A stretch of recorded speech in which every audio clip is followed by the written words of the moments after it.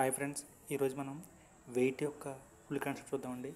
Wait యొక్క full concept ఏంటంటే, ఈ భూమి మీద ప్రతి వస్తువు కూడా పైనుంచి కొంత కొంత బలంతో కిందకి ఆకర్షిస్తుందని తెలుసు కదండి.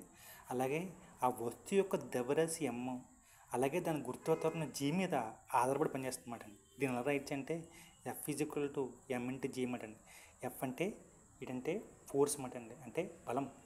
అంటే ఎంత వస్తువు అనేది పైనుంచి ఆకర్షిస్తుందో దాని యొక్క ద్రవ్యరాశి అలాగే గ్రావిటీ మీద ఆధారపడి పనిచేస్తుందండి.